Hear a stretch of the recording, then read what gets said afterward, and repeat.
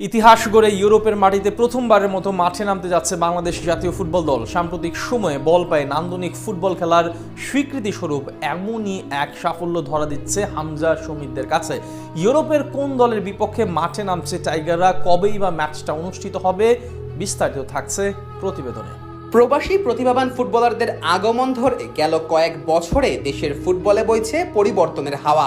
এবার সেই হাওয়ায় ভেলা ভাসিয়ে দেশের ফুটবলের ইতিহাসে সূচিত হচ্ছে এক স্বর্ণালী অধ্যায়ের।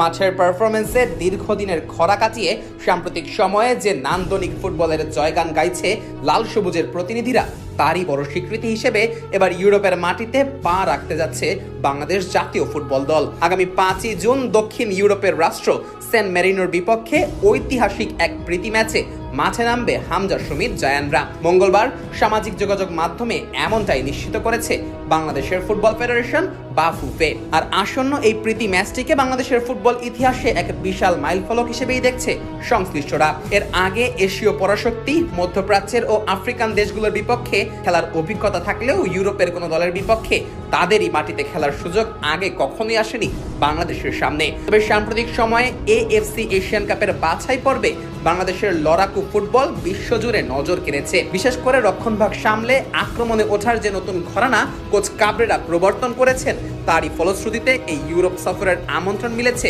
হামজা শমিদদের ভাগ্যে। ফিফা র্যাঙ্কিংয়ে সেন্ট মেরিনো তলানির দিকে থাকলেও ইউরোপিয়ান ফুটবলের অবকাঠামো এবং লিগগুলোতে তাদের খেলোয়াড়দের নিয়মিত অংশগ্রহণ বাংলাদেশকে এক কঠিন চ্যালেঞ্জের মুখে ফেলবে। আর এই ম্যাচটি তাই বাংলাদেশের ফুটবলারদের জন্য বড় সুযোগ নিজেদের সামর্থ্য যাচাই করার এবং আন্তর্জাতিক অঙ্গনে লাল সবুজের পতাকাকে নতুনভাবে তুলে ধরার। এই সফরে টাইগারদের সবচেয়ে ইতিবাচক দিক হলো ইউরোপিয়ান ক্লাব ফুটবলে খেলা প্রবাসী ফুটবলারদের বাংলাদেশ দলে অন্তর্ভুক্তি।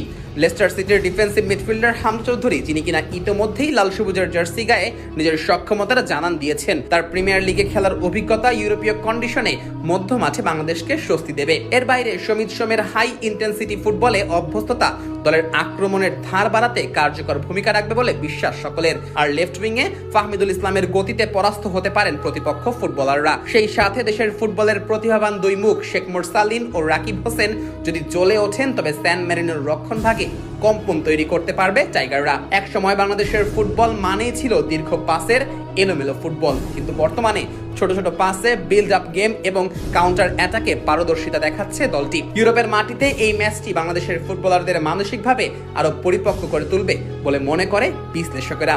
আর সেন্ট মেরিনোর বিপক্ষে ম্যাচটি তাই দেশের কোটি কোটি ফুটবল প্রেমীর স্বপ্ন পূরণের ম্যাচ। ইউরোপের সবুজ গালিচায় বল পায়ে হামজা, রাকিব, মোরসালিনরা যখন কারিকুরি দেখাবেন, তখন বিমোহিত হবেন দেশের ফুটবলের ভক্ত সমর্থকেরা।